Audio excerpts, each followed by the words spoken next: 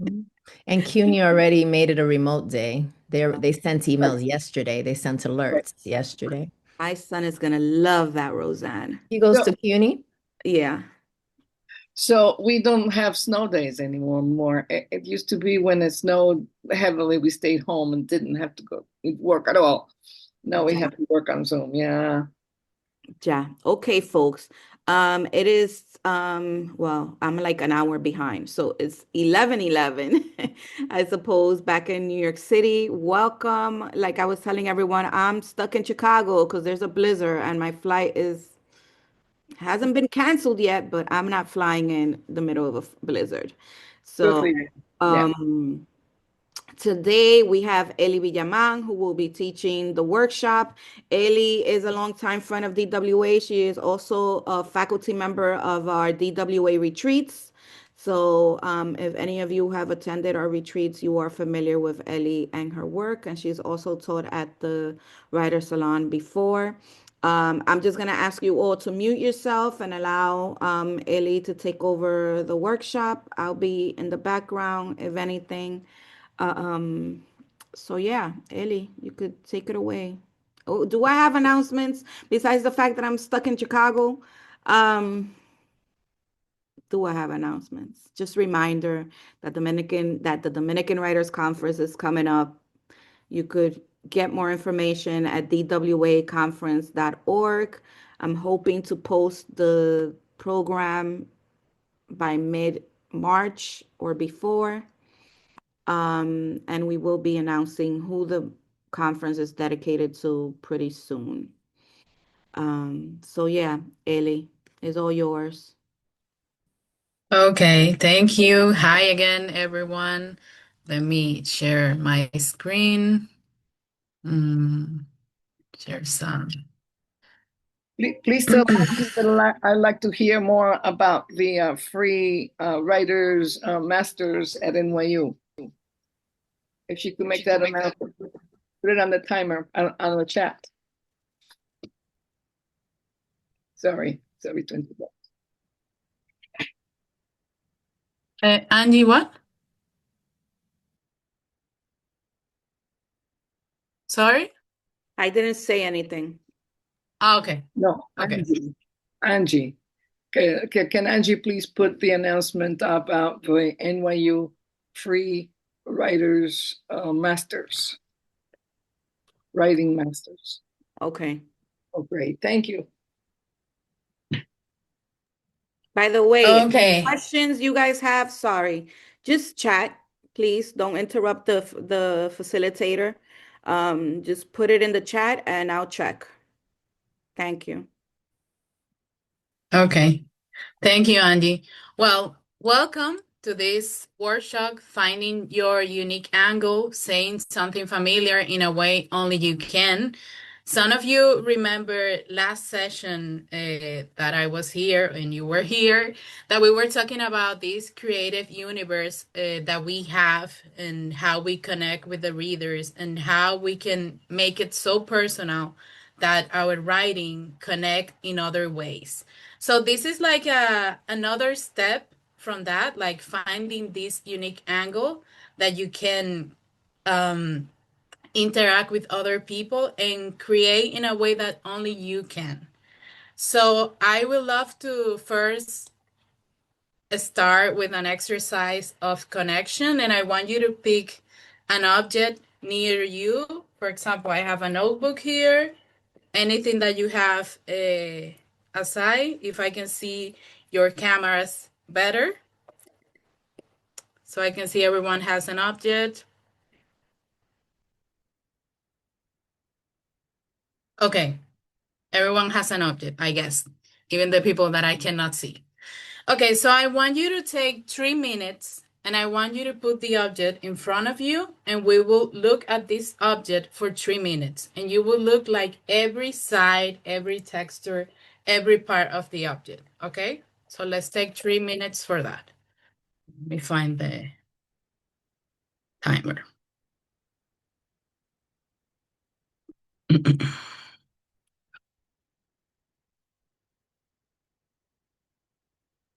So Okay. can you just, I'm sorry, repeat the instructions one more time? I Yeah. apologize. Okay. You're going to take an object that you have near to you. You're going to put it in front of you, and you're going to look at every part of the object, every texture, every color, every line, everything this object has. Okay? I will start now. 3 minutes.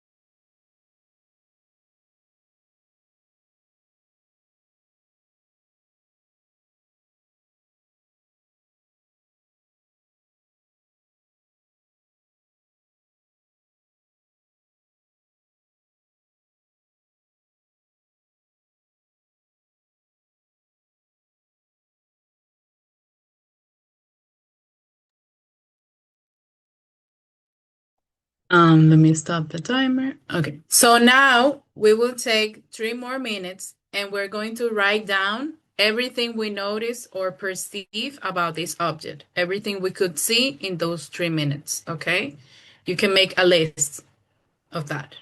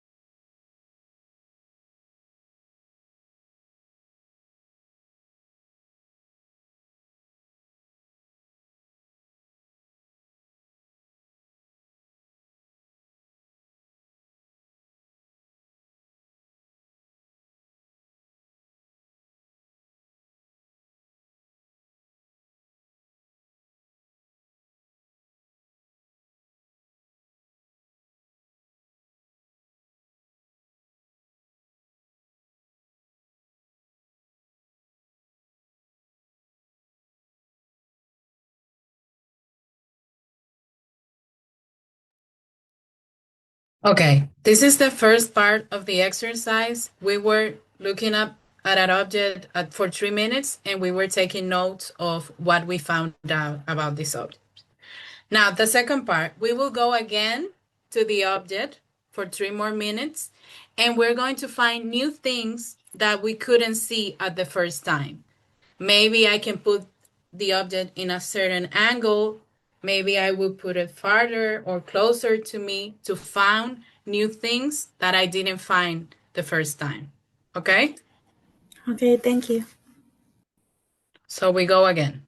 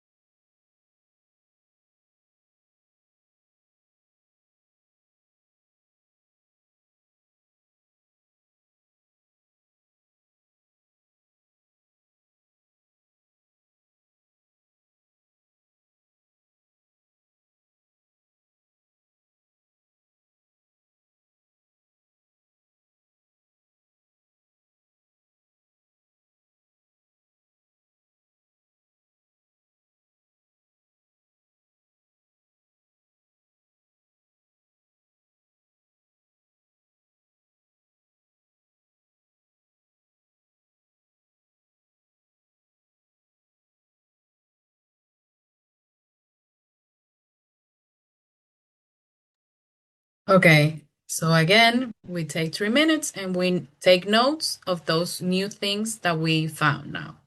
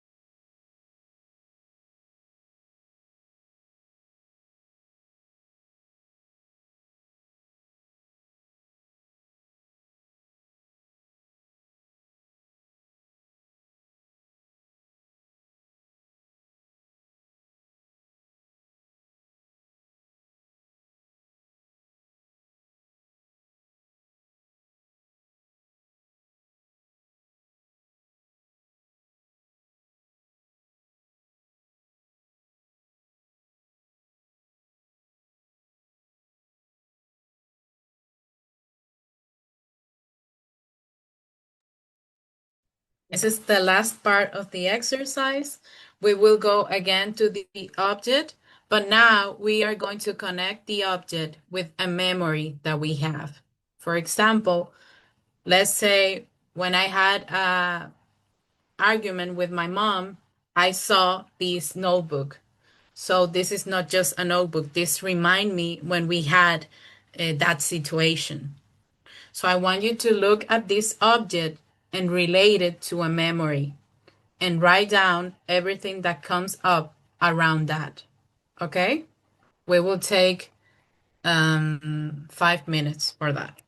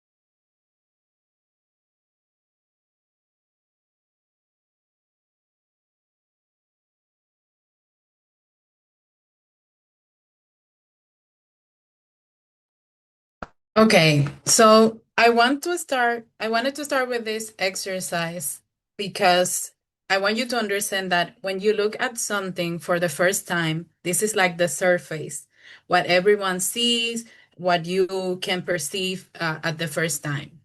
When you look the second time, you can find details like things that you couldn't see in the first time. You can find those little details that no everyone can see, but this time you were having an intention. But the third time that we went and we take a memory with the object, there we can find a story. That's not just an object. This is a story that only I can tell. Because this notebook for me remind me of the situation I had with my mom. But if Roxanne see this notebook, she will get to another memory, or Kim or Maciel. They will have different angles for this object. So I just want you to see how your mind works when you're trying to find an angle. Sometimes the first time is not the best. You gotta go deep and deep so you can find your own perspective. Okay? So, can you tell me briefly what happened or what you discovered before we start with the other prompts and the topic? I just want to see what you found interesting in this first exercise. What you can tell me.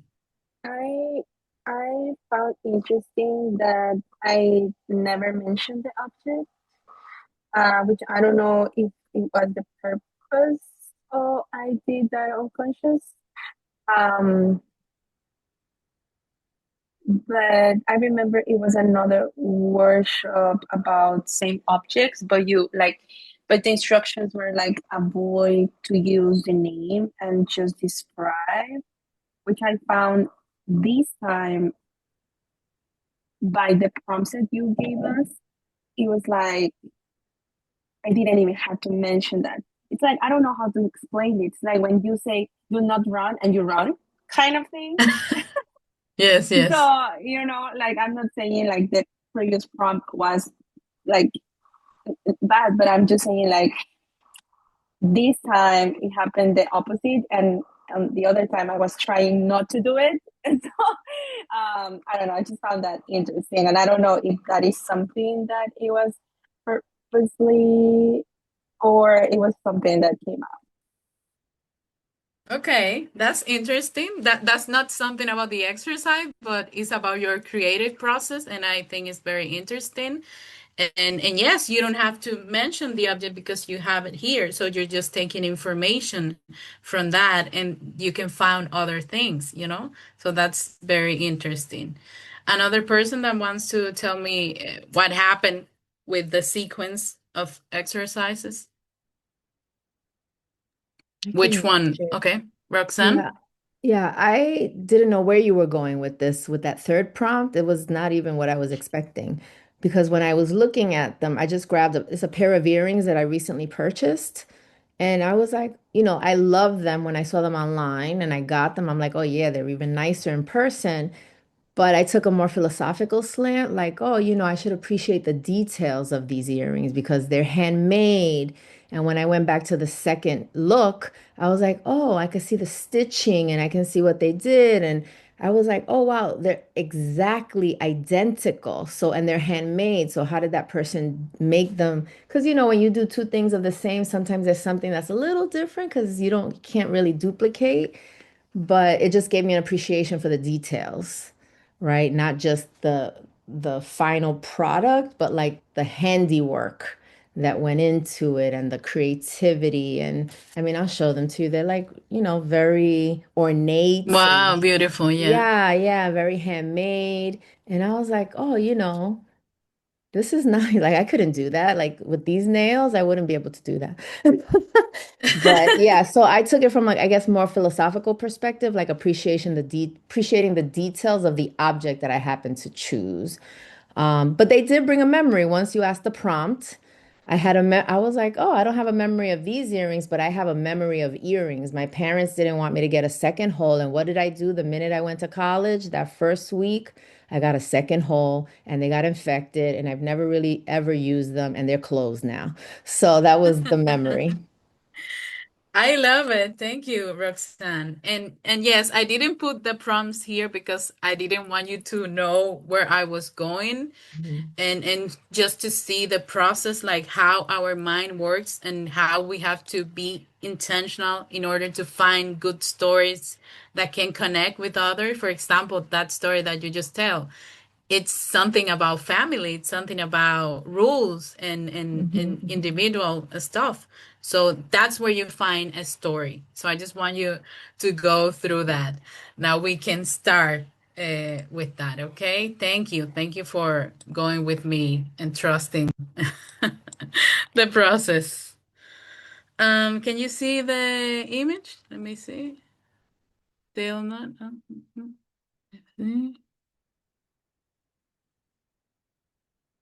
me see. Oh, yeah, I was sharing. Wait, one moment. Mm-mm-mm. Make sure Now you're you see. seeing the right screen. Okay, there you go. Yeah? Okay, thank you. So basically, when we're trying to find an angle, it's like we have many type of stories that we had listened, like love, loss, ambition. What makes writing powerful is not the theme itself, but the angle you choose. Like at the beginning, we have all these normal things in the first look, but then we were going more to a personal angle with this story or this object or this situation. So your unique angle is the lampshade by your experience, your contradiction, your obsessions, and your emotional memory. That you can use that in order to find something very authentic for the story. So again, two writers can have the same object, the same topic, but they will tell another story. They will have different memories around that. So that's very important. It doesn't matter the topic that you pick something that you're interested, but find your angle. And that exercise can help you to go in a deeper way. Okay? So in that sense, like some questions that you can also ask yourself is like, what do you notice that others ignore? Hmm? What details when you enter a room, when you meet someone, when you were with this object, what I was looking at will be different from other people. What details linger in your mind long after the moment passes? Like, I stay with that painting, but with a certain object of that painting, not the whole painting. Or I was walking and I saw a lot of people, but I still remember that woman with the red hat. And that's what my memory kept. So it's like, what do you return to again and again in your writing? What type of stories? What type of characters? What type of conflicts? That can help you also to find an angle. So now, again, like last time, we will see some pillars and we will have some prompts, and that will help us explore our angles through that. Okay? So here we have some of the basic one that you can start. The first one is radical specificity. Like it's not about general ideas, but being very specific about the details of a situation, of an object, of a person to create the story. So, for example, it's not only a sad woman. It's a woman ironing the same shirt 3 times to avoid calling her ex. And that specific action tells a story. I'm not just telling, oh, she's sad. I'm using an action, I'm using something very specific to tell the story. Okay? So the other one could be emotional honesty. Your unique angle emerge when you allow complexity, like not the what is acceptable, but what could be uncomfortable in the moment. Like, for example, instead of writing about missing someone, maybe I'm going to write about admitting that I am happy now that this person left from my life. And I won't tell it out loud, but this is something that is emotional honesty for me.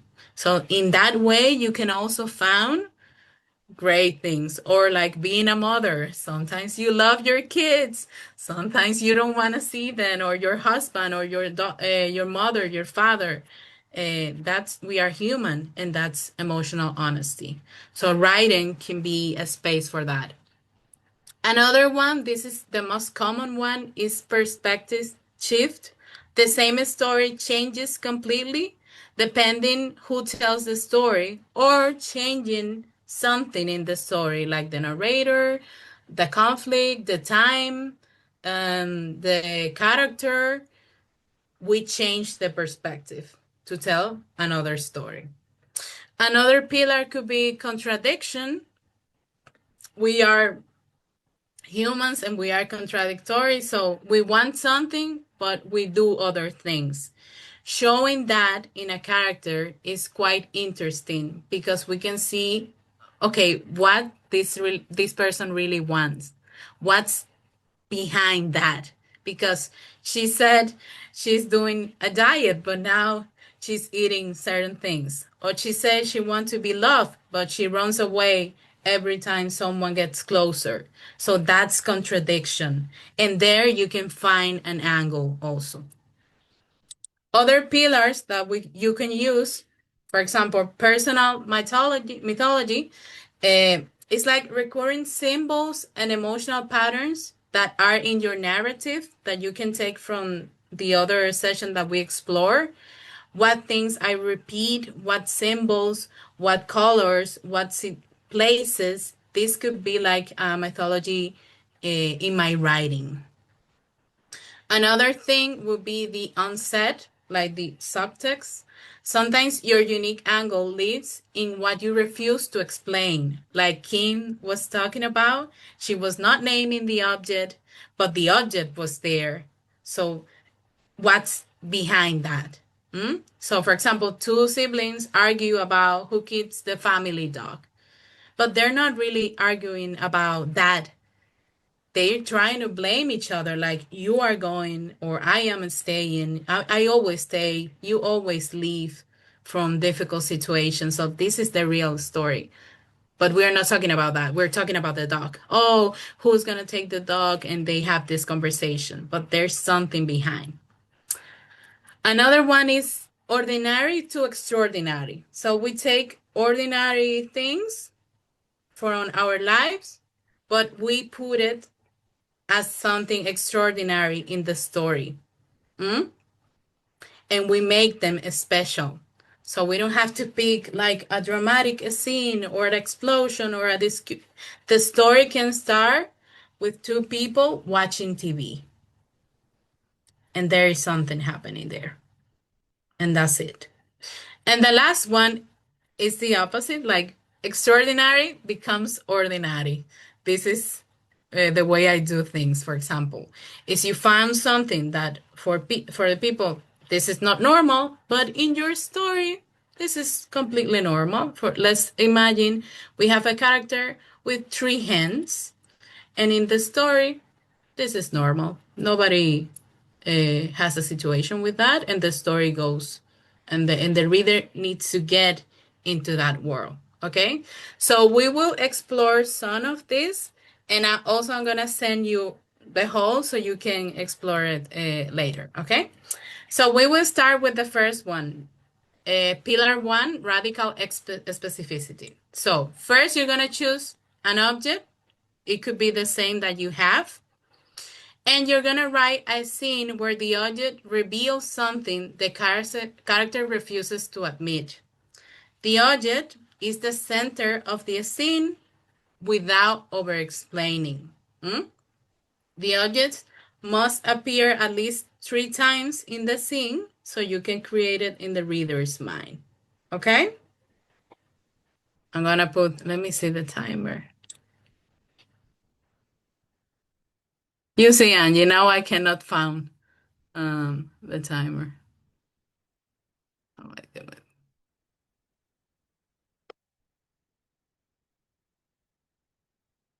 Well, I'm gonna put it here. So just start. Did everyone understood? Yes? Okay.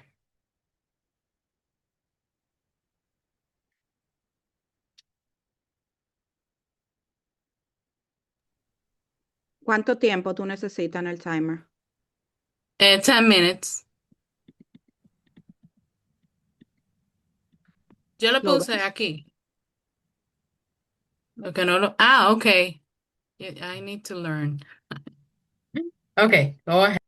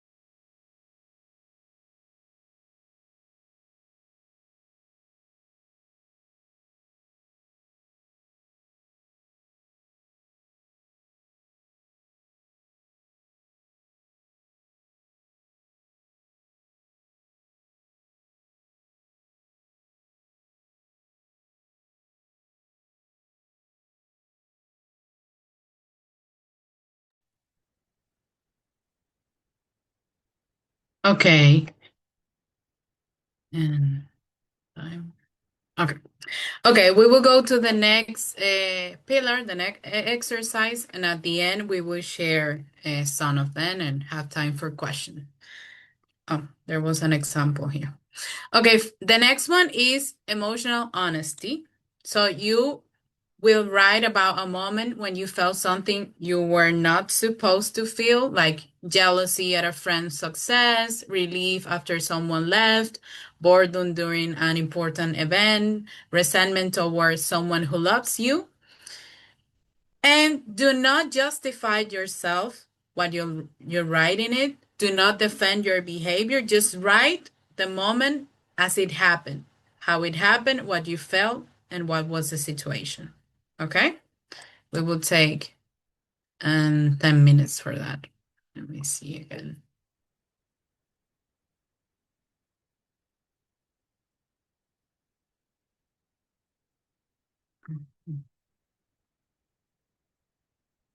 No, no object with this situation. And Angie, I cannot change. Let me see. Volver.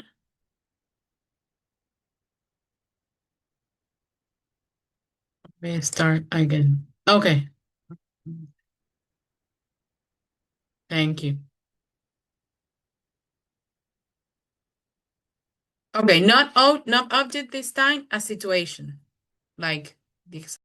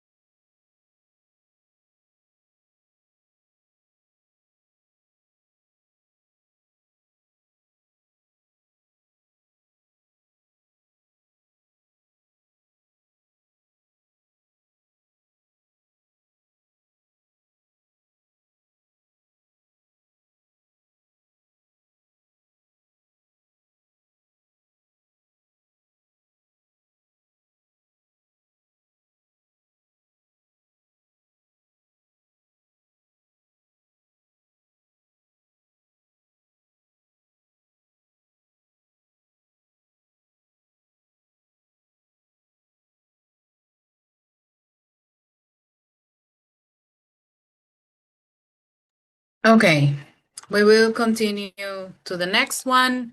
This is let me see. A perspective shift. So first, you will choose a well-known story like a fairy tale, a myth, a classic novel, a biblical story, or a popular film, whatever you like, and you will change something inside of that story. It could be the narrator, the time period, the conflict, the villain, the moral, or one central element that alters everything. For example, what if in the Little Red Riding Hood, the grandmother were the killer instead of the wolf? What would happen in this story? And you will write it down. Or I will start the story from the end. I will change the villain. Play with that. Try to pick something very recognizable so we can all see the difference. Okay? And let's put the time again.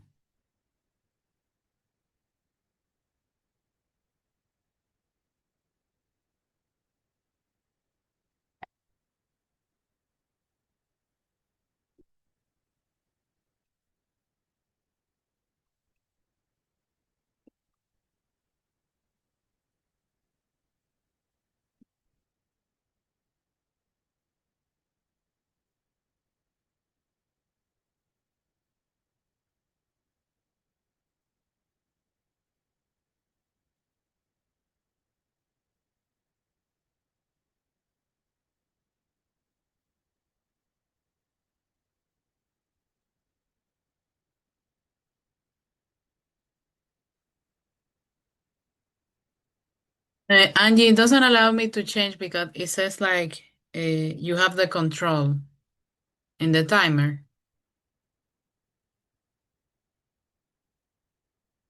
Okay, no. Okay.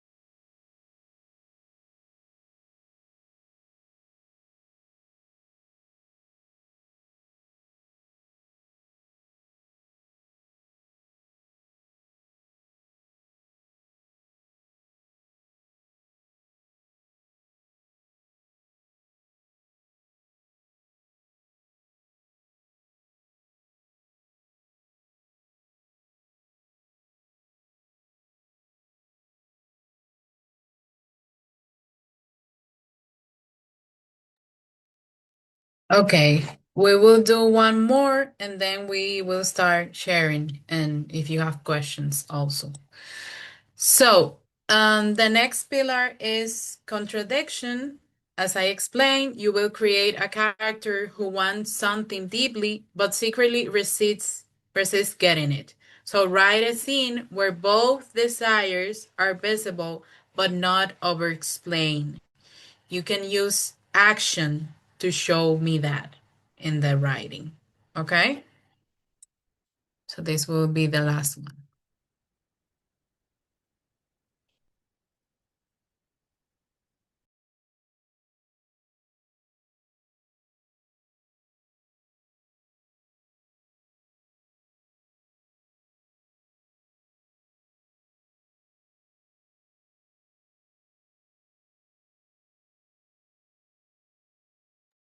So remember, the character is not conscious about the situation, but you, as a writer, you are conscious, but not the character.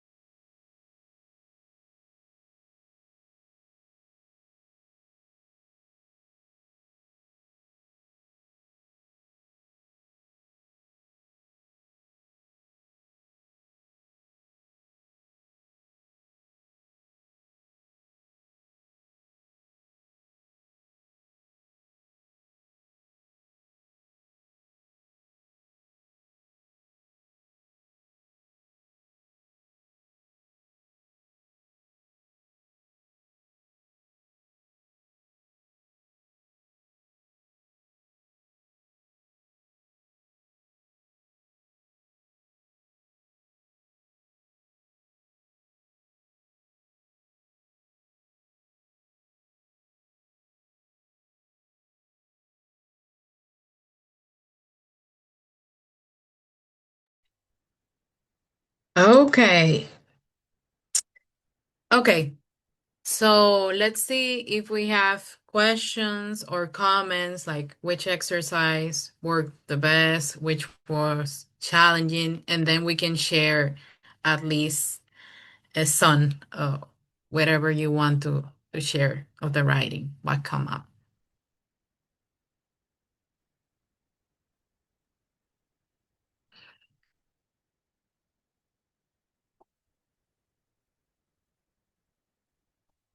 No questions? Everything was so clear? Okay, well, let's share. Uh, you can pick one and share like some paragraphs so we can start listening what happened. I'll take one. Okay, go ahead. Let us know the one. Okay. So contradictions. Okay, let's all listen to Rosita. Okay. So where am I? Where am I? Hmm. So these illustrations she had talk. Oh, okay. So she had longed. I'm writing about buckwheat pancakes, which I had for breakfast this morning.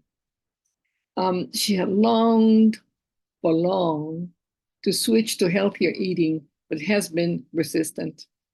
The old ways were the ones she learned growing up. She had attached too many feelings to the old ways of cooking that were, let me put on my glasses, that were her mother and grandmother. Both are long gone and would consider a rejection of their values and their ways to see me cooking in such different manner. To let go of the old ways of food preparation would entail some grieving and some negotiations with the two beloved women I still carry in my head. To adopt new ways of food preparation would require, oh, I switched from she to I. Oh, okay. I'm not good at writing fiction. The true self comes from. Continue, doesn't matter. Some negotiations with my two beloved women I still carry in my head. To adopt new ways of food preparation would require uncharted territory. Sometimes the taste buds would complain.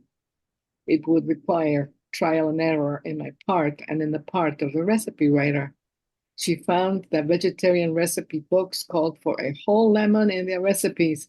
By trial and error, she found that only 1 tablespoon would suffice. Today, she finds that the buckwheat pancake recipe she is now following lies when they build them as fluffy. Today, she learned how to make them fluffy by adding more liquid. Today, she's grateful that the healthy recipes include the chemistry of the quick breads by including baking powder and vinegar to make them rise.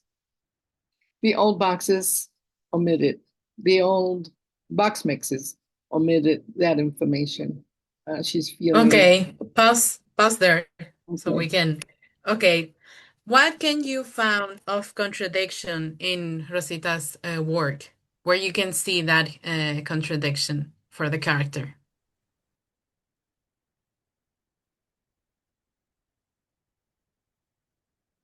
Who can tell me? Up. Mm-hmm.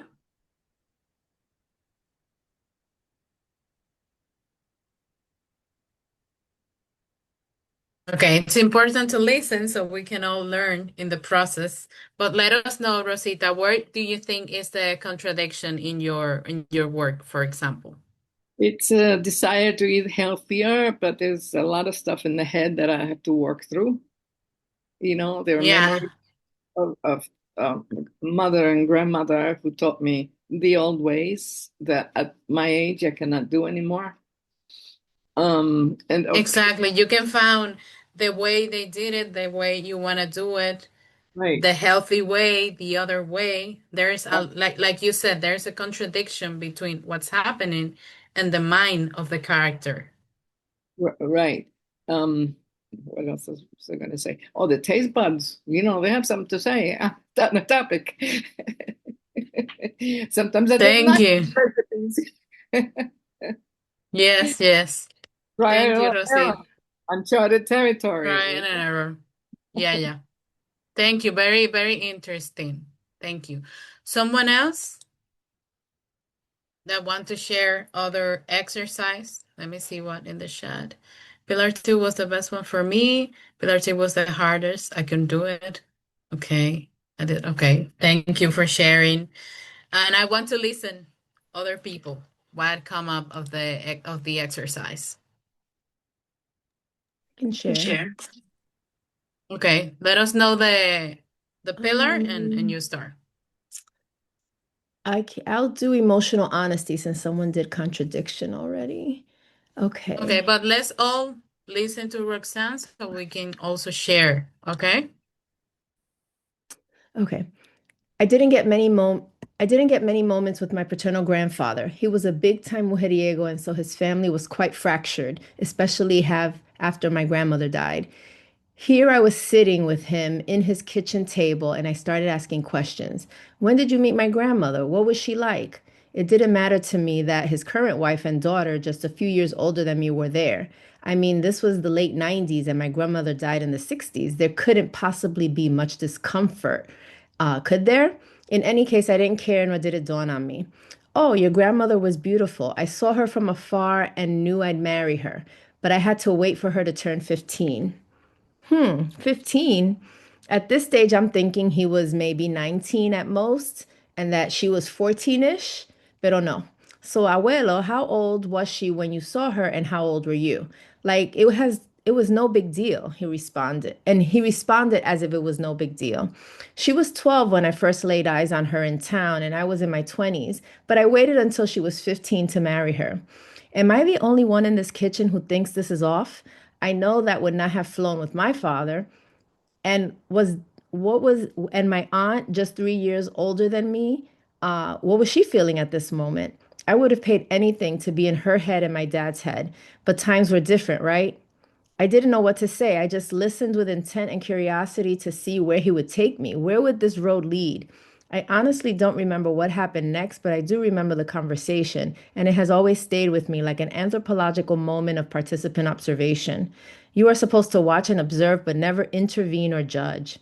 I don't recall any peculiar reactions from anyone in that kitchen, but I was hot. Like, dude, really? Que viejo sucio y malo. But alas, this was my grandfather, my father's father, who I had no choice but to respect. I was too young to stand up for my dead grandmother, too polite and niña buena to dig further than my initial question. So I just stayed in that moment thinking, who is this man I'm related to? So he was a Okay, mujeriego and a okay. pedophile? That was the end. Let's Sorry. pause. Okay, okay, that's great. What do Yeah. you think about this emotional honesty and this perspective Roxanne bring to the room?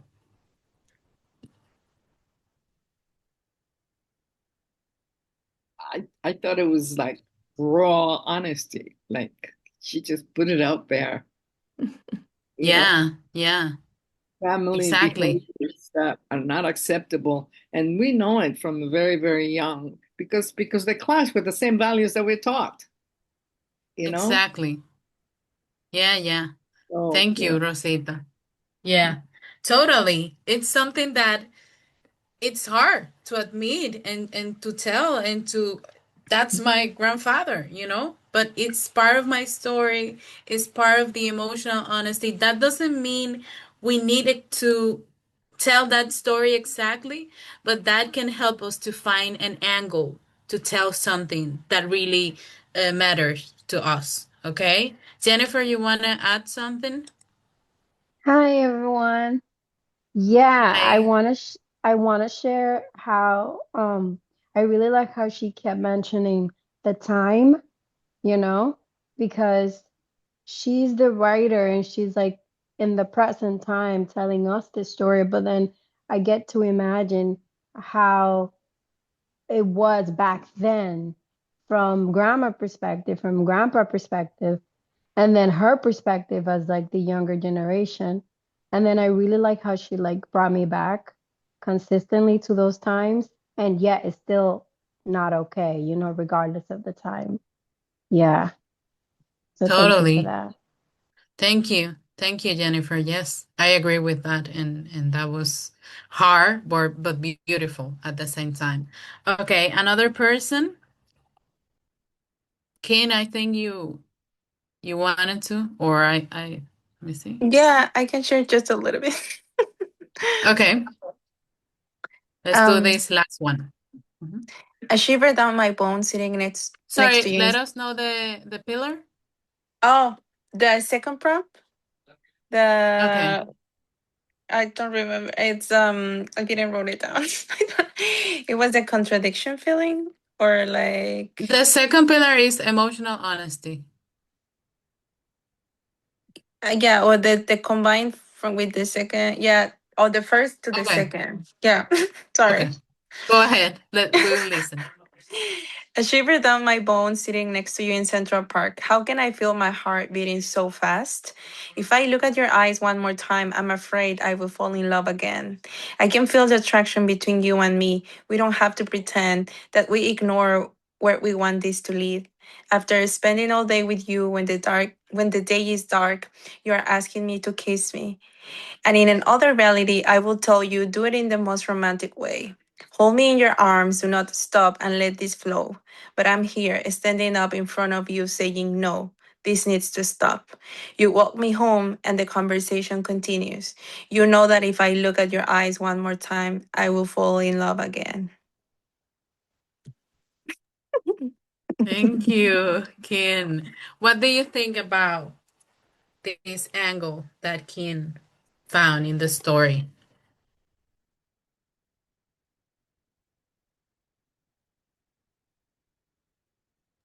I mean, I found it very romantic and, I was on my edge of my seat, like, what's gonna happen next? Are they gonna kiss? Are they gonna, like, it was very like a romance novel. And so that captured your attention right away. It let us know where you were. I could picture the scene, the scenery. Yeah. Yeah, she used very specific details to tell the story, how the characters felt, how they were, the tension that was creating in the moment. So romance is a lot about tension and about being specific with the details. And I think that helped a lot to find an angle because we still have love, a lot of type of romantic story, but we still watch it because of the angle or something very specific. Thank you, Kim. So I I just want personally, to, oh, yeah, sorry, Ellie. I just want to say that I personally really like this pretending character. I don't know if you have here this is very silly. I don't know if you have here the song of Carol G, like the one that it's Ivoni, that she created like a character that she's like very sexy and she's not afraid of anything. So I kind of like really like, and I would love to explore more by myself about this other Kimberly that can be what I can't be. I think that's very like silly but very interesting also to explore maybe in another workshop. yeah, totally. And that's part of being a writer. You can create many characters or alter egos like they're saying to show something. Maybe I don't express myself like that. I would love to do that. So I'm gonna use a character to do that for me and have that experience. We have that amazing opportunity as writers.